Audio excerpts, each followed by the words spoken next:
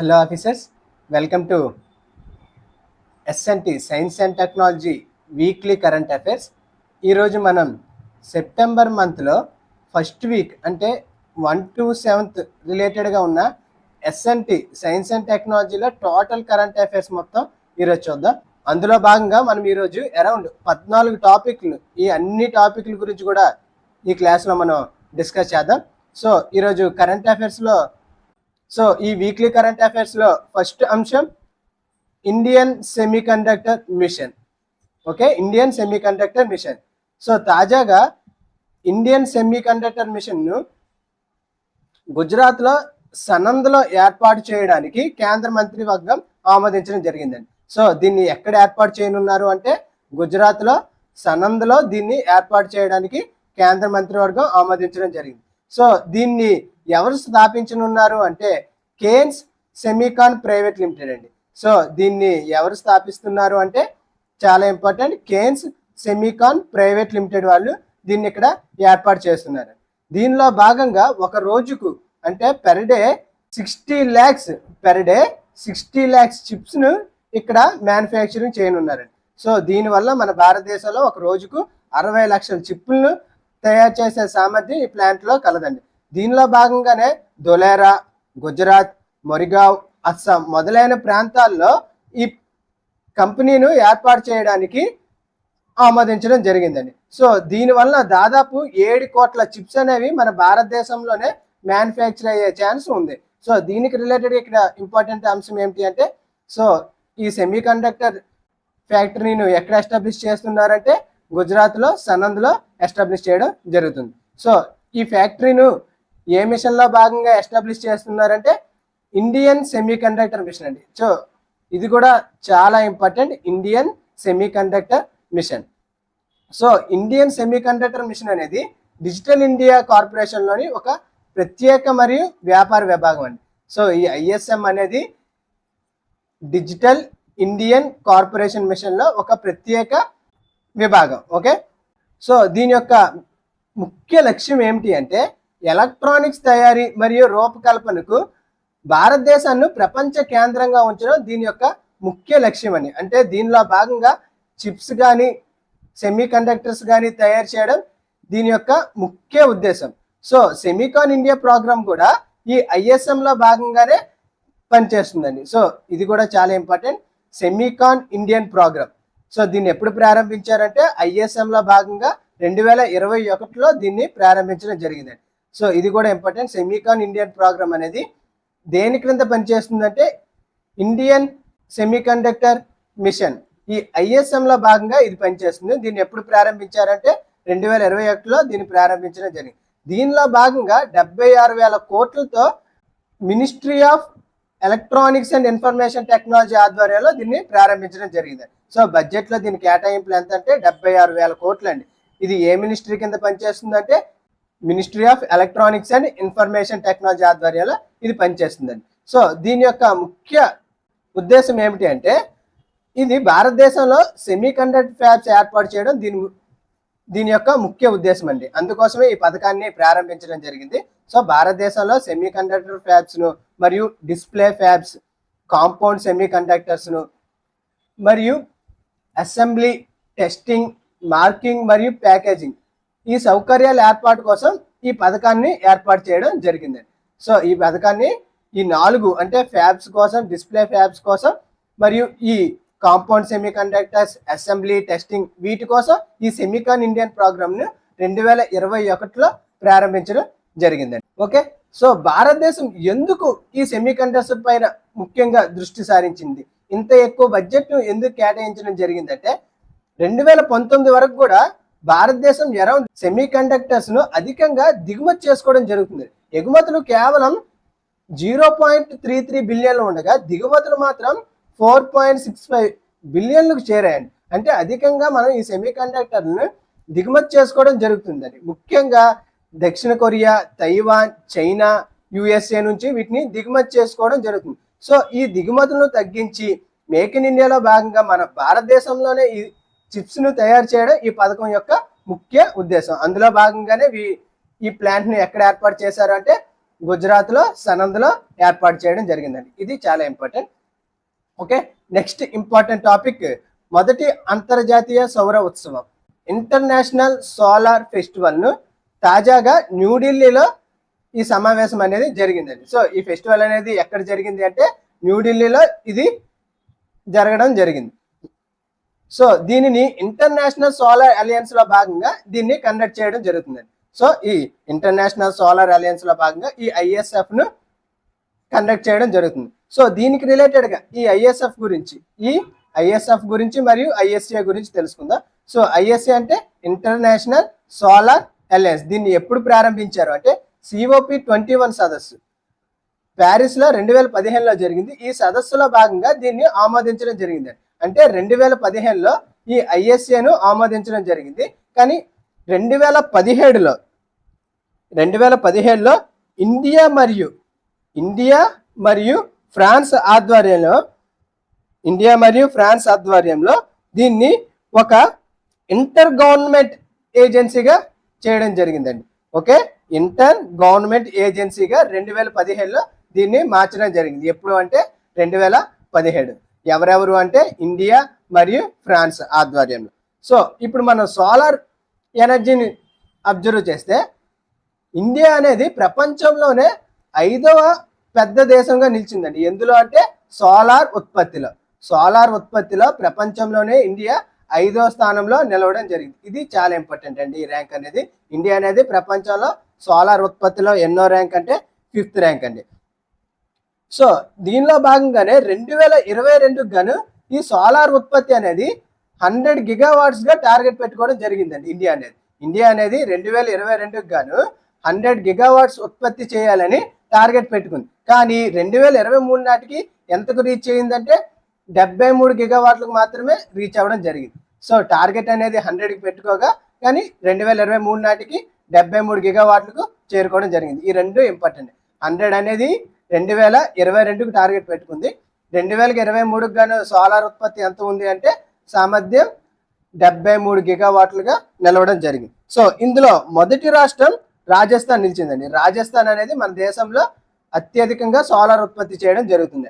అంటే ఫస్ట్ రాష్ట్రం ఏది అంటే రాజస్థాన్ అత్యధికంగా సోలార్ ఉత్పత్తి చేయడం జరుగుతుంది. Second Gujarat, third Karnataka. ఈ టాప్ 3 కూడా ఇంపార్టెంట్ అండి. రాజస్థాన్, గుజరాత్, కర్ణాటక కూడా ఈ మూడింటిని మనం ఎగ్జామ్ పర్స్పెక్టివ్లో గుర్తుపెట్టుకోవాలి. సో ఈ ఇంటర్నేషనల్ సోలార్ అలయన్స్ లో భాగంగానే 1000 స్ట్రాటజీని తీసుకురావడం జరిగిందండి. సో దీని యొక్క ముఖ్య లక్ష్యం 1000 స్ట్రాటజీగా తీసుకురావడం జరిగింది. అందులో భాగంగానే 2030 నాటికి $1000 బిలియన్ సమీకరించాలని టార్గెట్ గా పెట్టుకుందండి. సో $1000 బిలియన్ సమీకరించాలని, 1000 మిలియన్ మెంబర్స్ కు ఈ సౌరశక్తిని అందించాలని, 1000 గిగావాట్ల శక్తిని ఉత్పత్తి చేయాలని మరియు 1000 మిలియన్ల కార్బన్ డైఆక్సైడ్ ఉద్గారాలను తగ్గించుకోవాలని టార్గెట్ చేసుకోవడం జరిగింది. సో అందులో భాగంగా ఈ ఇంటర్నేషనల్ సోలార్ అలయన్స్ లో ఈ 1000 స్ట్రాటజీ కూడా చాలా ఇంపార్టెంట్ అండి. ఈ 1000 స్ట్రాటజీలో 4 లక్ష్యాలను ప్రకటించడం జరిగింది. అందులో మొదటి లక్ష్యం ఏమిటంటే $1000 బిలియన్ సమీకరించాలని మరియు 1000 మిలియన్ మెంబర్స్ కు సౌరశక్తిని అందించాలని మరియు 1000 గిగావాట్లను సౌరశక్తి ద్వారా ఉత్పత్తి చేయాలని, చివరిగా 1000 మిలియన్ టన్నుల ఉద్గారాలను 1000 మిలియన్ టన్నుల కార్బన్ డైఆక్సైడ్ ఉద్గారాలను తగ్గించాలని ఇందులో భాగంగా లక్ష్యం పెట్టుకున్నారు.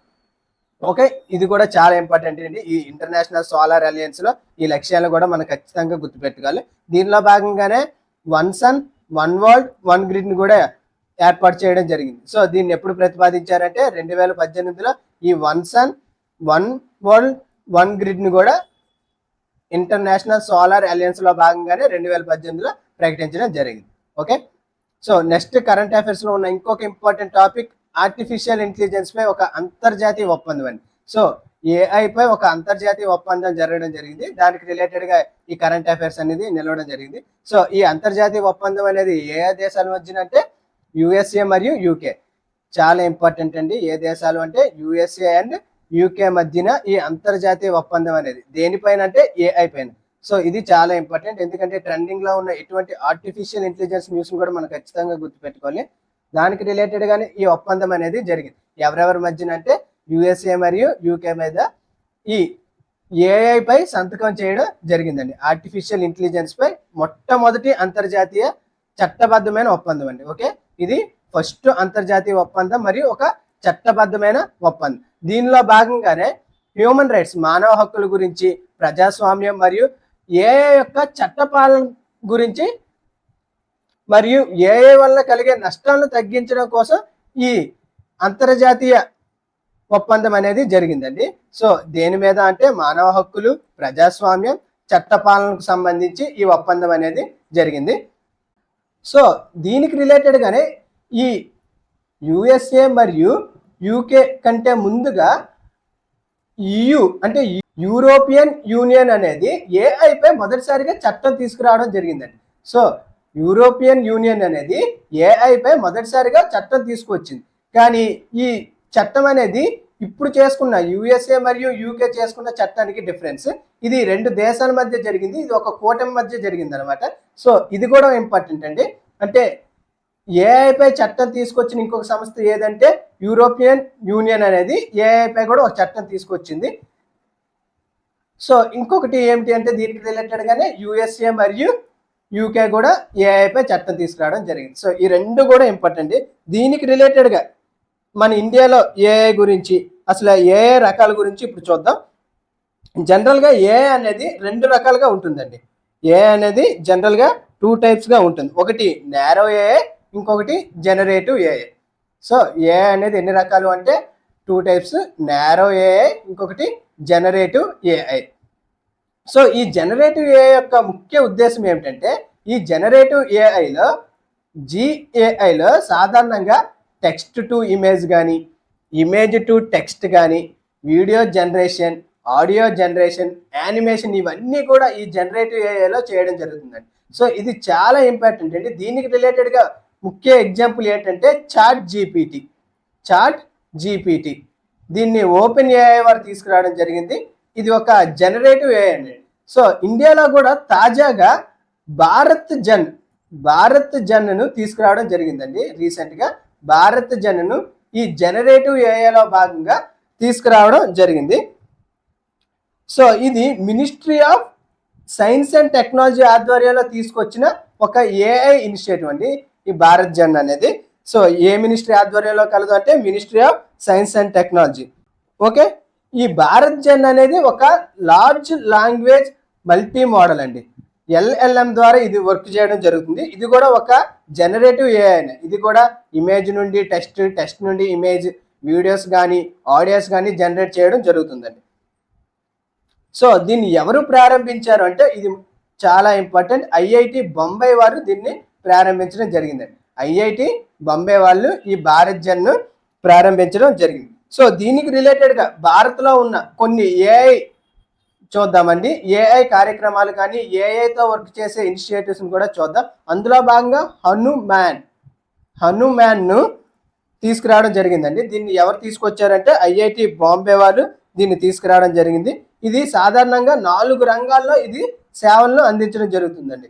ఏ రంగాలు అంటే ఆరోగ్యం, గవర్నెన్స్, ఆర్థిక సేవలు మరియు విద్యల, ఈ 4 రంగాల్లో కూడా ఈ హనుమాన్ ఏఐ అనేది సేవలు అందించడం జరుగుతుందండి. సో ఇది కూడా ఒక లార్జ్ లాంగ్వేజ్ మోడల్ అండి. ఈ ఏఐ కూడా large language model. So Hanuman అనేది ఎవరు ప్రారంభించడం జరిగిందంటే ఐఐటి బొంబాయి వారు ప్రారంభించడం జరిగింది. ఇది ఎన్ని రంగాల్లో సేవలు అందిస్తుందంటే 4 రంగాల్లో ఇది సేవలు అందించడం జరుగుతుంది. నెక్స్ట్ ఇంకొక ఇంపార్టెంట్ ఏఐ భాషిని ఏఐ. ఈ భాషిని ఏఐ యొక్క ముఖ్య ఉద్దేశం ఏంటంటే ఇది 22 భారత లాంగ్వేజ్ల్లో అనువాదించడానికి దీన్ని ఉపయోగించడం జరుగుతుందండి. ఎన్ని లాంగ్వేజ్లు అంటే 22 భారత లాంగ్వేజెస్. సో దీన్ని ఎవరు తీసుకొచ్చారంటే ministry of electronics and information technology వాళ్ళు దీన్ని తీసుకురావడం జరిగింది. సో దీనికి రిలేటెడ్గా ఇంకొక ఇంపార్టెంట్ కాన్సెప్ట్ ఏమిటి అంటే ఏఐ ఆధారిత డ్రోన్ అండి. ఏఐ ఆధారిత డ్రోన్ కమికాజా డ్రోన్. ఇది అన్మాన్డ్ ఏఐ ఆధారిత డ్రోన్ అండి. సో ఇది కూడా చాలా ఇంపార్టెంట్. ఏఐతో పనిచేసే డ్రోన్ తీసుకురావడం జరిగింది. సో దీన్ని ఎవరు డెవలప్ చేశారంటే ఈ కమికాజా డ్రోన్ ను ఐఐటి కాన్పూర్ వాళ్ళు డెవలప్ చేయడం జరిగిందండి. సో ఇది కూడా చాలా ఇంపార్టెంట్. ఐఐటి కాన్పూర్ వాళ్ళు దీన్ని తీసుకురావడం జరిగింది. సో అది ఫ్రెండ్స్ దీనికి రిలేటెడ్ ఉన్న entire AI concept. So USA మరియు యూకే వాళ్ళు మొదటిసారిగా ఏఐపై ఒక అంతర్జాతీయ సదస్సును నిర్వహించడం జరిగింది. సో ఇది ఒక చట్టబద్ధమైన ఒప్పందం అండి. ఓకే, ఈ ఒప్పందం అనేది ఒక చట్టబద్ధమైన ఒప్పందం. ఓకే, నెక్స్ట్ కరెంట్ అఫైర్స్ లో ఉన్న ఇంకొక important conclave Colombo security conclave. So ఇది ఎందుకు న్యూస్ లో నిలవడం జరిగిందంటే, సో ఈ సిఎస్సి కొలంబో సెక్యూరిటీ కాన్క్లేవ్ లో ఉన్న దేశాలన్నీ కూడా ఇటీవలే కొలంబోలో దీని యొక్క సెక్రటేరియట్ ను స్థాపించడానికి ఒక ఎంఓయుపై సంతకం చేయడం జరిగిందండి. అంటే ఈ కొలంబో సెక్యూరిటీ కాన్క్లేవ్ యొక్క సెక్రటేరియట్ ఎక్కడ ఉంది అంటే కొలంబోలో కలదు. సో దీనిలో మొత్తంగా ఎన్ని దేశాలు కలవంటే ఇందులో భారతదేశం, బంగ్లాదేశ్, శ్రీలంక, మాలదీవులు అండ్ మారిషియస్, ఈ 5 దేశాలు కూడా ఇందులో కలవండి. ఏ దేశాలు అంటే భారతదేశం, బంగ్లాదేశ్, శ్రీలంక, మాలదీవులు అండ్ మారిషియస్. ఈ 5 దేశాలు కూడా ఈ కొలంబో సెక్యూరిటీ కాన్క్లేవ్ లో కలవు. దీని యొక్క ముఖ్య ఉద్దేశం ఏమిటి అంటే అంతర్జాతీయ బెదిరింపులు మరియు సవాళ్లు పరిష్కరించడం ఈ కాన్క్లేవ్ యొక్క ముఖ్య ఉద్దేశం అండి. సో దీని ద్వారా అంతర్జాతీయ బెదిరింపులను మరియు సవాళ్లను పరిష్కరించడం దీని యొక్క ముఖ్య ఉద్దేశం. ఇది ఎప్పుడు ప్రారంభమైందంటే 2011లో ఒక త్రైపాక్షికంగా అంటే 3 దేశాలు త్రికూటమిగా ఇది ఏర్పాటు అవడం జరిగిందండి. ప్రారంభంలో ఓన్లీ భారతదేశం, మాలదీవులు, శ్రీలంక మాత్రమే కలవండి. కానీ లేటర్ ఏ దేశాలు యాడ్ అయ్యాయంటే బంగ్లాదేశ్ మరియు మారిషియస్లు దీనిలో యాడ్ అవ్వడం జరిగిందండి. సో ఫస్ట్గా కేవలం భారతదేశం, మాల్దీవులు, శ్రీలంక మాత్రమే కలవు. తర్వాత బంగ్లాదేశ్, మారిషియస్లు వీటిలో యాడ్ అవ్వడం జరిగిందండి. సో దీని యొక్క హెడ్ క్వార్టర్స్ సెక్రటేరియట్ ఎక్కడ ఉంది అంటే కొలంబోలో ఉందండి. అది ఫ్రెండ్స్ దీనికి రిలేటెడ్ ఉన్న కాన్సెప్ట్. నెక్స్ట్ ఇంకొక ఇంపార్టెంట్ ఇనిషియేటివ్ ఏంటంటే డిజిటల్ బస్ ఇనిషియేటివ్ అండి. డిజిటల్ బస్ ఇనిషియేటివ్ దీన్ని ఎప్పుడు ప్రారంభించారంటే 2015లో దీన్ని ప్రారంభించడం జరిగింది. దీనిని డిజిటల్ ఇండియా మిషన్లో భాగంగా ఎన్ఐఐటి ఫౌండేషన్ మధ్య ఒక జాయింట్ వెంచర్ అండి. ఎవరెవరు ఇందులో భాగస్వామ్యులు అంటే డిజిటల్ ఇండియా మిషన్ మరియు ఎన్ఐఐటి ఫౌండేషన్ వారు. దీన్ని ఎప్పుడు ప్రారంభించారు అంటే 2015లో దీన్ని ప్రారంభించడం జరిగింది. దీని యొక్క ముఖ్య ఉద్దేశం ఏమిటి అంటే మారుమూల ప్రాంతాల్లో డిజిటల్ సాంకేతికను మరియు ఆవిష్కరణను ప్రోత్సహించడం దీని యొక్క ముఖ్య ఉద్దేశం అండి. అంటే మారుమూల ప్రాంతాల్లో ఎక్కడ ఫెసిలిటీస్ అనేవి ప్రాపర్గా లేవో అటువంటి ప్రాంతాల్లో డిజిటల్ సాంకేతికను పెంచడం మరియు ఆవిష్కరణను ప్రోత్సహించడం దీని యొక్క ముఖ్య ఉద్దేశం అండి. దీని యొక్క ముఖ్య లక్ష్యం ఏమిటి అంటే డిజిటల్ విభజనను తగ్గించడం ఈ చొరవ యొక్క ముఖ్య ఉద్దేశం అండి. సో ప్రభుత్వ కార్యక్రమాలు మరియు వాటి యొక్క లింకేజీలు అందించడం అంటే ఏ ఇనిషియేటివ్స్ గవర్నమెంట్ తీసుకొస్తుందో అది రూరల్ ఏరియాలో తెలియజేయడం ఈ ఇనిషియేటివ్ యొక్క ముఖ్య ఉద్దేశం. ఓకే, దీన్ని ఎప్పుడు ప్రారంభించారు అంటే 2015లో ప్రారంభించడం జరిగింది. దీనిలో ఎవరెవరు భాగస్వాములు అంటే డిజిటల్ ఇండియా మిషన్ మరియు ఎన్ఐఐటి ఫౌండేషన్ మధ్య ఇది ఒక joint venture. So next important current affairs Agni four ballistic missile అండి. సో తాజాగా అగ్ని-4 బ్యాలిస్టిక్ మిసైల్ను ఒడిస్సాలో చాందీపూర్ ఇంటిగ్రేటెడ్ టెస్ట్ రేంజ్ నుండి ప్రయోగించడం జరిగిందండి. సో ఎక్కడి నుంచి అంటే ఒడిస్సాలో చాందీపూర్ ఇంటిగ్రేటెడ్ టెస్ట్ రేంజ్ నుండి ఏ మిసైల్ అంటే అగ్ని-4 మిసైల్ను ప్రయోగించడం జరిగింది. సో దీనికి రిలేటెడ్గా మనము ఈ మిసైల్ కాన్సెప్ట్ గురించి మరియు important nuclear command authority NCA గురించి కూడా ఇప్పుడు చూద్దాం. సాధారణంగా మిసైల్ను ఎన్ని రకాలుగా విభజిస్తారు అంటే based on their launch mode అండి. అంటే ఇది ఎక్కడి నుండి లాంచ్ చేస్తున్నారు అంటే ఎయిర్ నుంచా, ల్యాండ్ నుంచా, వాటర్ నుంచా లాంచ్ చేస్తున్నారని దాని ప్రకారం విభజన చేస్తారు.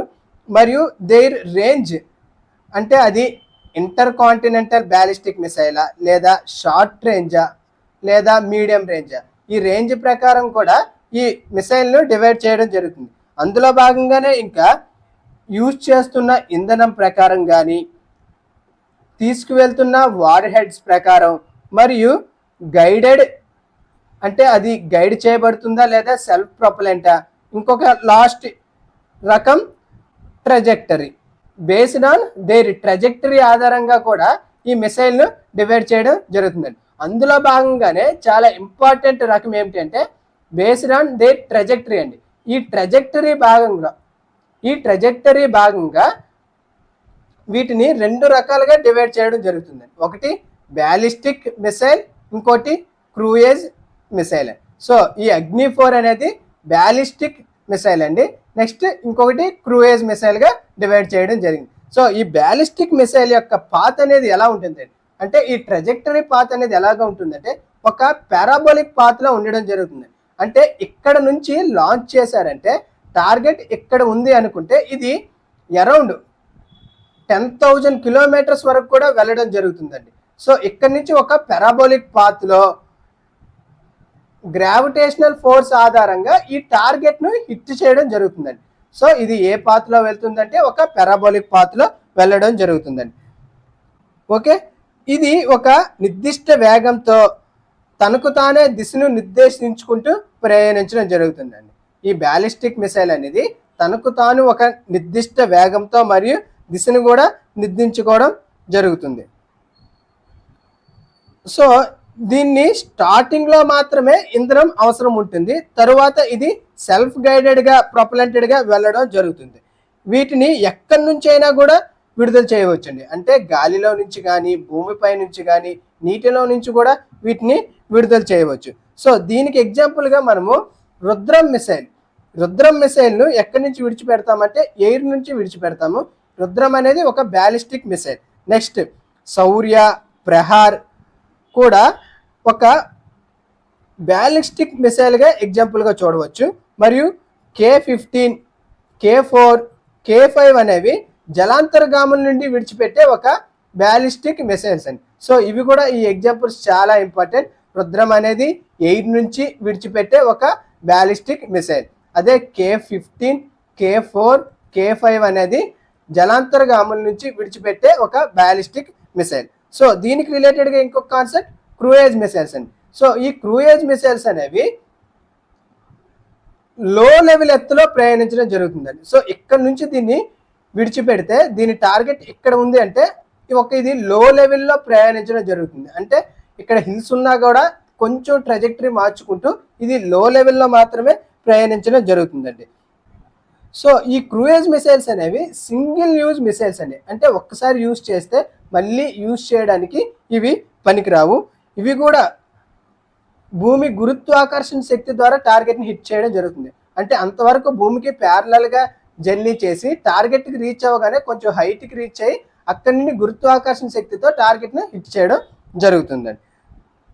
సో ఈ క్రూయేజ్ మిసైల్స్కు బ్యాలిస్టిక్ మిసైల్స్కు అది డిఫరెన్స్.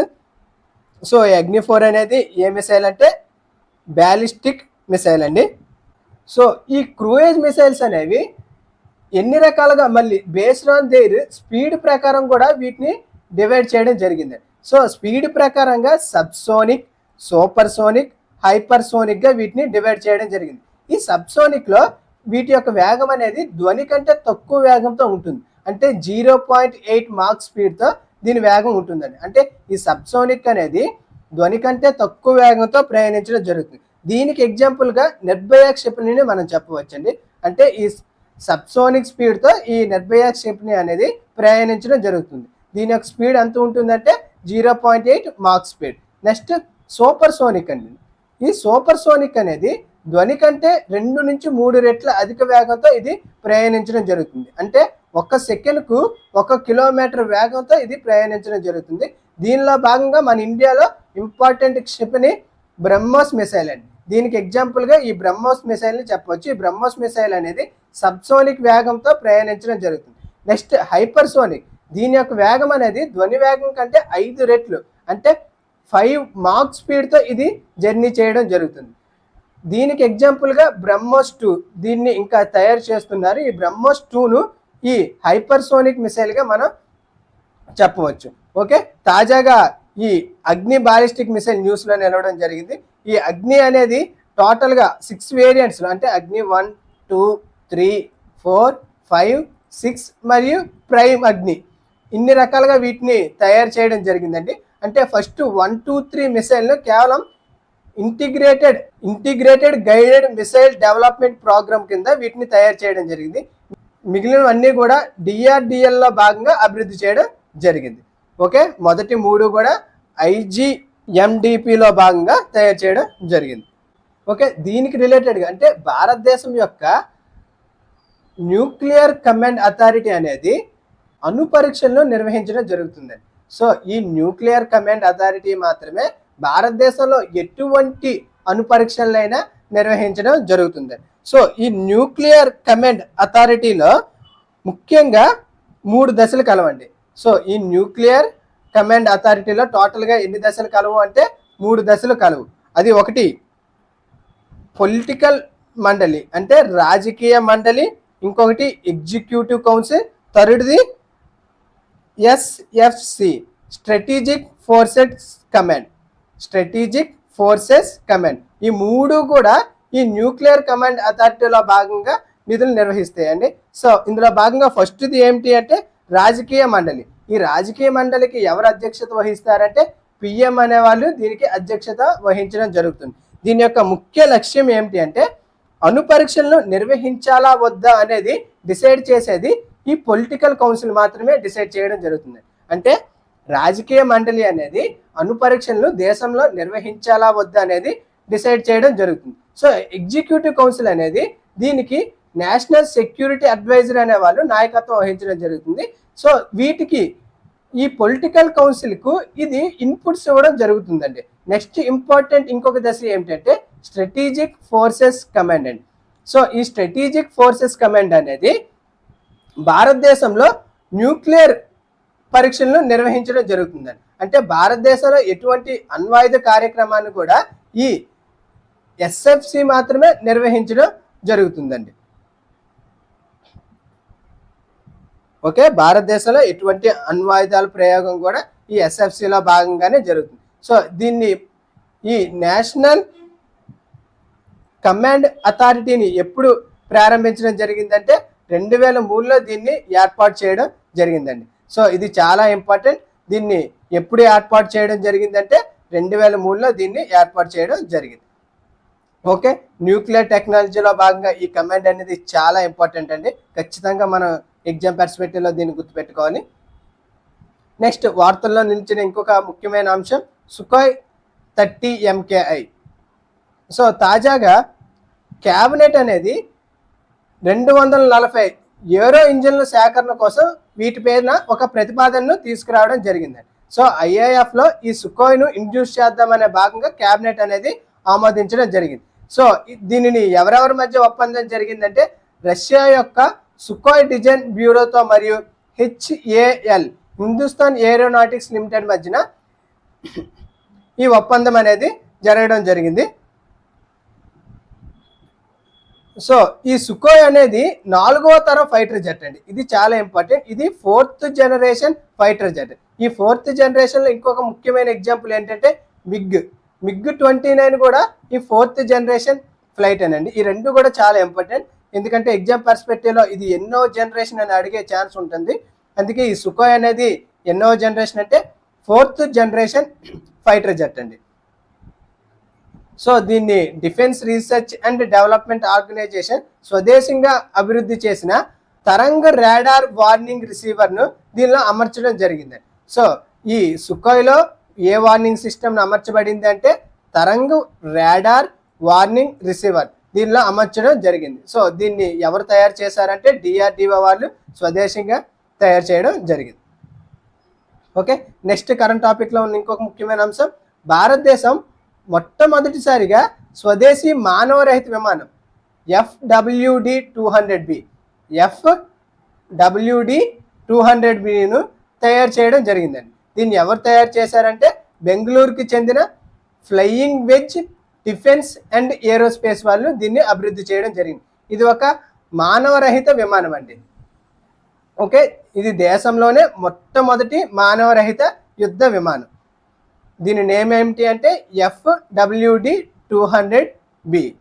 ఇది ఒక medium altitude long endurance male అండి. ఇది ఒక మీడియం ఆల్టిట్యూడ్ లాంగ్ ఎండ్యూరెన్స్ దీని యొక్క వెయిట్ ఎంత కెపాసిటీ అంటే, దీని వెయిట్ కెపాసిటీ ఎంత అంటే 102 kgs దీని యొక్క వెయిట్ కెపాసిటీ అండి. దీని యొక్క సామర్థ్యం ఏమిటి అంటే అధిక పేలోడ్ను క్యారీ చేయడం మరియు వైమానిక దాడులు, బాంబుల దాడుల కోసం వీటిని ఉపయోగించడం జరుగుతుందండి. సో దీని ద్వారా వైమానిక దాడులు చేయవచ్చు, బాంబు దాడులు కూడా చేయవచ్చు. దీన్ని ఎవరు తయారు చేశారంటే బెంగళూరుకి చెందిన flying edge defence and aerospace వాళ్ళు అభివృద్ధి చేయడం జరిగింది. ఇది చాలా ఇంపార్టెంట్ అండి, ఎందుకంటే భారతదేశంలోనే మొట్టమొదటి స్వదేశీ యుద్ధ మానవరహిత విమానం, అందువల్ల ఇది చాలా ఇంపార్టెంట్.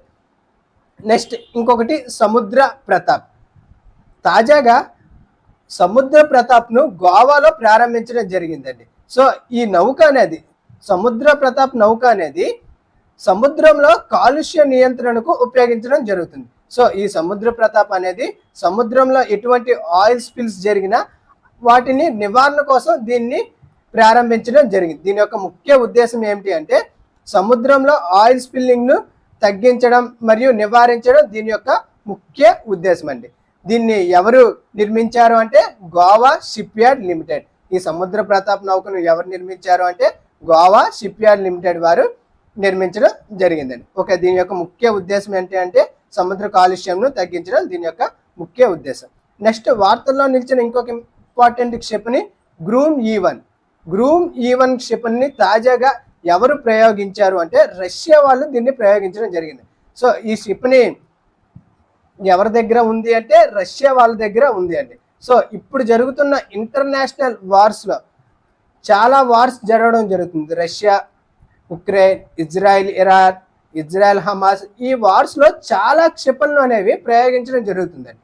సో మనకి ఎగ్జామ్ పర్స్పెక్టివ్లో ఏ క్షిపణిని ఏ దేశం ప్రయోగించింది అని అడిగే ఛాన్స్ ఉంటుంది. అందువల్ల ఇటువంటి క్షిపణిలో మనకు డైరెక్ట్గా ఈ గ్రూమ్ E1 క్షిపణిని ఎవరు ప్రయోగించారంటే రష్యా వాళ్ళు ప్రయోగించడం జరిగింది. ఎగ్జామ్ పర్స్పెక్టివ్లో ఈ రెండు చాలా ఇంపార్టెంట్. సో ఈ గ్రూమ్ E1 క్షిపణిని ఎవరు ప్రయోగించారంటే రష్యా ప్రయోగించడం జరిగిందండి. ఓకే, నెక్స్ట్ ఎక్సర్సైజ్లో important exercise Varun. Exercise Varun అనేది ఏ ఏ దేశాల మధ్య జరుగుతుందంటే ఇండియన్ మరియు ఫ్రెంచ్ అండి. ఇండియన్ మరియు ఫ్రాన్స్ మధ్య జరిగే ఒక నేవీ ఎక్సర్సైజ్ అనేది ఇది నేవీకి సంబంధించిన ఎక్సర్సైజ్. ఇందులో P-81 అనే విమానం అనేది పాల్గొనడం జరిగిందండి. ఈ పొసిడాన్ 81 విమానాన్ని ఎవరు భారత్కి అందించారంటే బోయింగ్, అమెరికా వాళ్ళు దీన్ని భారత్కు ఇవ్వడం జరిగింది. ఓకే, ఈ P-81 అనేది తాజాగా ఎక్సర్సైజ్ వరుణ్లో పార్టిసిపేట్ చేయడం జరిగింది. ఈ ఎక్సర్సైజ్ వరుణ్ అనేది ఎవరెవరి మధ్యన అంటే ఇండియన్ మరియు ఫ్రెంచ్ మధ్యన ఇది ఒక నేవల్ ఎక్సర్సైజ్. దీన్ని ఎప్పుడు ప్రారంభించడం జరిగిందంటే 1993లో ఇది ప్రారంభించడం జరిగింది. ఓకే, ఈ 2024 ఎడిషన్ అనేది ఎక్కడ జరుగుతుందంటే మెడిటేరియన్ సీ, మధ్యధరా సముద్రంలో ఇది నిర్వహించడం జరుగుతుంది. సో ఈ 2024 ఎడిషన్ ఎక్కడ జరుగుతుందంటే మెడిటేరియన్ సీలో జరుగుతుంది. దీనిలో ముఖ్యంగా P-81 అనే విమానం పాల్గొనడం జరిగింది. ఓకే, నెక్స్ట్ వార్తల్లో ఉన్న ఇంకొక ఇంపార్టెంట్ ఆపరేషన్ బేదియా. ఆపరేషన్ బేదియా అనేది గ్రే వోల్ఫ్ గురించి ప్రారంభించడం జరిగిందండి. గ్రే వోల్ఫ్స్ గురించి ఈ ఆపరేషన్ బేదియాను ప్రారంభించడం జరిగింది. సాధారణంగా భారతదేశంలో 2 రకాల తోడేళ్ళు ఉంటాయండి. సో ఈ తోడేళ్ళ గురించే ఈ ఆపరేషన్ బేదియాను ప్రారంభించడం జరిగింది. సో భారతదేశంలో 2 రకాల్లో ఒకటి ఇండియన్ వోల్ఫ్, ఇంకొకటి హిమాలయన్ తోడేళ్ళు. సో భారతదేశంలో ఈ 2 రకాల్లో ఇండియన్ తోడేళ్ళు, హిమాలయన్ తోడేళ్ళు చాలా ఇంపార్టెంట్ అండి. సో ఎన్ని రకాలు భారతదేశంలో ఉంటాయంటే 2 రకాల తోడేళ్ళు ఉంటాయి. ఈ తోడేళ్ళ గురించి భారతదేశం రీసెంట్గా ప్రారంభించిన ఆపరేషన్ ఏమిటి అంటే ఆపరేషన్ బేదియా. ఓకే, నెక్స్ట్ ఇంకొక ఇంపార్టెంట్ ఇనిషియేటివ్ విష్ణు యుద్ధ అభ్యాస్. దీనిని నేషనల్ వన్ హెల్త్ మిషన్లో నిర్వహిస్తున్న ఒక మాక్ డ్రిల్ అండి. అంటే హెల్త్ ఇష్యూస్ కోసం లేదా ఎటువంటి మహమ్మారీల కోసమైనా రెడీ అవ్వడానికి నిర్వహిస్తున్న ఒక మాక్ డ్రిల్. ఈ మాక్ డ్రిల్ పేరు ఏమిటి అంటే విష్ణు యుద్ధ అభ్యాస్. దీన్ని ఎవరు నిర్వహిస్తున్నారు అంటే నేషనల్ వన్ హెల్త్ మిషన్ వారు దీన్ని నిర్వహించడం జరుగుతుంది. సో దీని యొక్క ముఖ్య ఉద్దేశం ఏమిటంటే సమగ్ర వ్యాధి నియంత్రణ మరియు మహమ్మారి కోసం సంసిద్ధం అవ్వడం ఈ యుద్ధ అభ్యాస్ యొక్క ముఖ్య ఉద్దేశం అండి. సో దీనిలో ఎవరెవరు పార్టిసిపేట్ చేస్తున్నారు అంటే ICMR, ఎయిమ్స్ జోధ్పూర్, రాష్ట్ర పరిపాలన మొదలైన వాటితో బహుళ జాతీయంగా మరియు రాష్ట్ర ఏజెన్సీస్ ఇందులో వాటాదారులుగా అంటే పాల్గొనడం జరుగుతుందండి. దీని ద్వారా జూనోటిక్ వ్యాధి వ్యాప్తిని నియంత్రించడం ఈ మాక్ డ్రిల్ యొక్క ముఖ్య ఉద్దేశం అండి. అంటే ఎటువంటి జూనోటిక్స్ వ్యాధులను కూడా సంక్రమించకుండా ఈ మాక్ డ్రిల్ అనేది నిర్వహించడం జరుగుతుంది. ఓకే, నెక్స్ట్ వార్తల్లో నిలిచిన ఇంకొక ముఖ్యమైన అంశం బీపామ్ రెజిమమ్ అండి. ఇది టీబీని నియంత్రించే ఒక ఔషధం. ఓకే, ఇది టీబీని నియంత్రించే ఒక ఔషధం. దీన్ని నేషనల్ టీబీ ఎలిమినేషన్ ప్రోగ్రాంలో భాగంగా దీన్ని తీసుకురావడం జరిగిందండి. నేషనల్ టీబీ ఎలిమినేషన్ ప్రోగ్రాంలో భాగంగా దీన్ని తీసుకురావడం జరిగింది. సో దీనిలో భాగంగా ఇప్పటి వరకు కూడా ఈ టీబీని మనం 9 నెలల నుంచి 2 సంవత్సరాల వరకు క్యూర్ చేయడం జరుగుతుందండి. కానీ ఈ బీపామ్ రెజిమన్ ద్వారా కేవలం 6 నెలల్లోనే టీబీను నిర్మూలించే విధంగా నేషనల్ టీబీ ఎలిమినేషన్ ప్రోగ్రాంలో భాగంగా దీన్ని తీసుకురావడం జరిగింది. సో ఈ మందు ద్వారా కేవలం 6 నెలల్లోనే టీబీను నయం చేయగల ఛాన్స్ ఉంటుంది. సో దీనికి రిలేటెడ్గా నేషనల్ టీబీ నిర్మూలన కార్యక్రమం చూద్దాం. ఇది భారత ప్రభుత్వం తీసుకొచ్చిన ఒక టీబీ నిర్మూలన ఇనిషియేటివ్ అండి. సో దీని ద్వారా 2025 నాటికి ఈ టీబీను నిర్మూలించాలనే ఉద్దేశంతో ఈ ప్రోగ్రాంను తీసుకురావడం జరిగింది. సో దీని ద్వారా వివిధ రకాల మందులను ఉచితంగా సరఫరా చేయడం, నాణ్యమైన క్షయ నిర్ధారణ టెస్టులు చేయడం ఈ కార్యక్రమం యొక్క ముఖ్య ఉద్దేశం అండి. అందులో భాగంగానే నిక్షయ పోర్టల్ను తీసుకురావడం జరిగిందండి. సో ఈ నిక్షయ పోర్టల్ అనేది టీబీను ఎలిమినేట్ చేసే ఒక పోర్టల్. దీనిలో భాగంగా ఈ నిక్షయ పోర్టల్ కూడా తీసుకురావడం జరిగింది. ఓకే, అది ఫ్రెండ్స్ ఈ సెప్టెంబర్ వీక్ 1 యొక్క ఎంటైర్ కరెంట్ అఫైర్స్. ఈ పీడిఎఫ్ను బోత్ ఇంగ్లీష్ అండ్ తెలుగు మీడియంలో వీడియో కింద ఉన్న డిస్క్రిప్షన్లో టెలిగ్రామ్ ఛానల్ మెన్షన్ చేయడం జరిగింది. ఆ టెలిగ్రామ్ ఛానల్లో ఈ పీడిఎఫ్ను అప్లోడ్ చేస్తున్నా. Thank you for watching.